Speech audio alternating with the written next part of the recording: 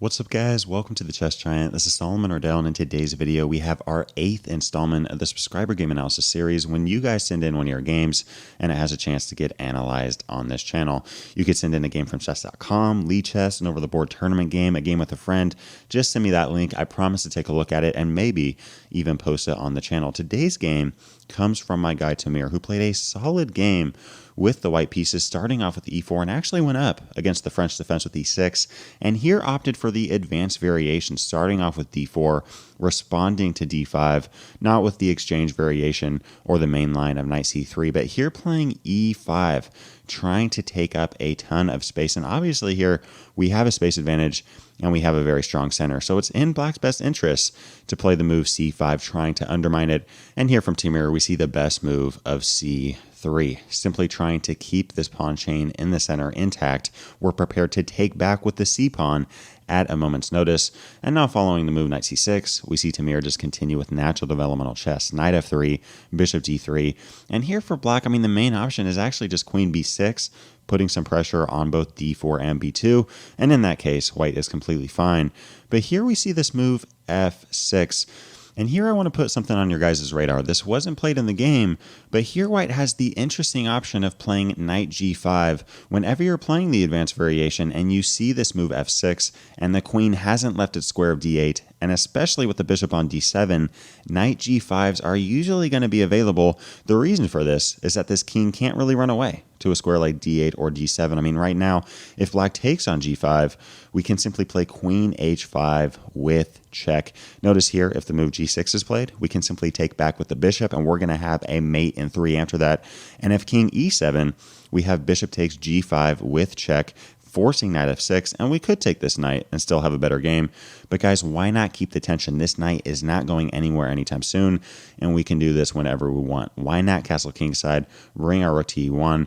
And guys, this is just not an ideal position for black. No French defense player, that I know at least, is trying to have a king on e7 at move 8 in the game.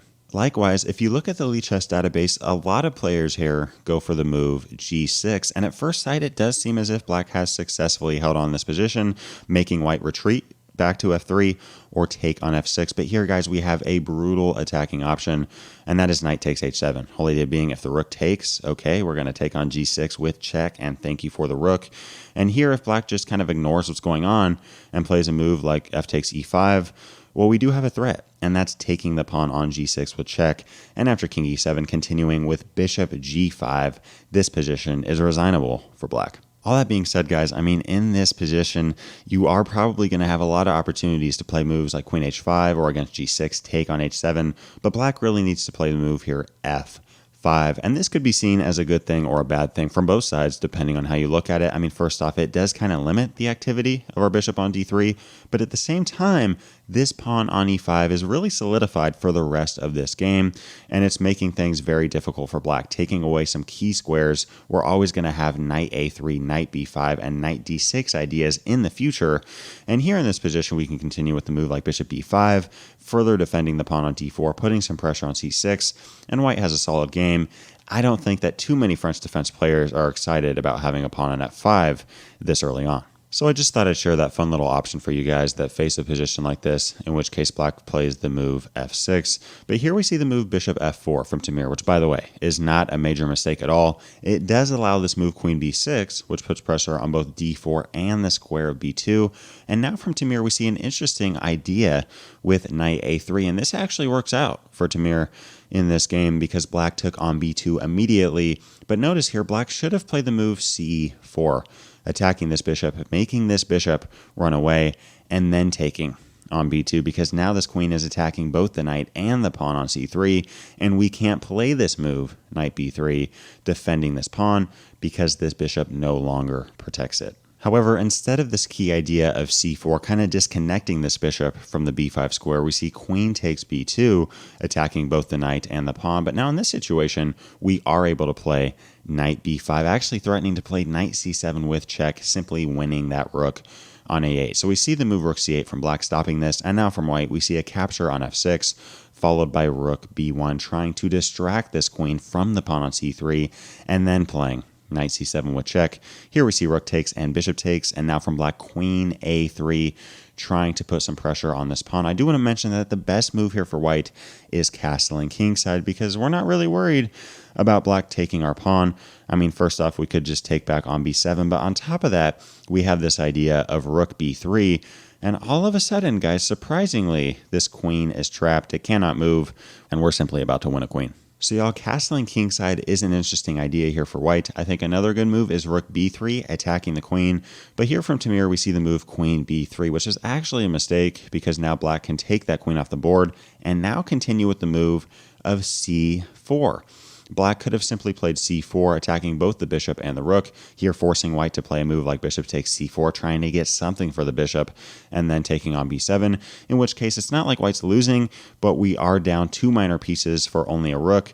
And guys, 99% of the time in chess, I would much rather have 2 minor pieces than just a rook, even a rook and a pawn. However, black here misses this idea of c4 and instead just captures on d4 and then continues with bishop b4 check. Here white continues with king d1, and here from black we see this move b6. Black was probably worried about the fact that once this bishop moves on b4, white was able to capture on b7, but I think that this move of b6 was a little bit unnecessary. In fact, it really weakens the light squares around it. I think instead a good move would simply be playing a5, solidifying the positioning of this bishop and advancing this pawn one step closer to promotion. But after b6, we have ideas here like knight e5 or even bishop b5, which we see in the game.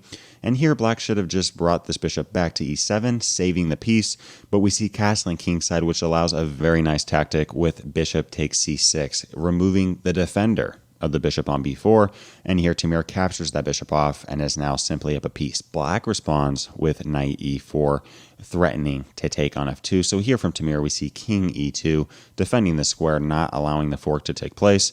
And now after knight c3 check, we see king e3. If anything here, black is kind of just helping white, because guys, in chess, once you reach the endgame, you want to have a more active king. Obviously, in the opening and the middle game, usually, you don't really want your king out there because it can get checkmated. But in the endgame, your opponent lacks firepower. If black had a queen here and a knight, obviously this king would be in big trouble. But right now, black just doesn't have the force to checkmate this king. So let's get this king into the game and make it an active piece. Here from black, we see rook c8. And here, guys, in a position like this, look, if you're playing chess and you're up a piece, there's no reason to try to play heroic chess with moves like rook b3 or rook c1. Just bring that bishop back, and that's exactly what we see. Bishop g3, a very simple move, not trying to do anything crazy. We don't need to win this game right away. We're already up a piece, and after knight e4, we see rook a1. Nice move here, bringing the rook to the semi-open file, attacking the pawn on a7, and if this pawn ever moves, which it did, we now win this pawn on b6. Here black continues with bishop d7, and here from Tamir, we see a very solid move in terms of chess strategy, and that is this move, rook b8. Again, guys, we're simply up a rook, and black only has a pawn to show for it.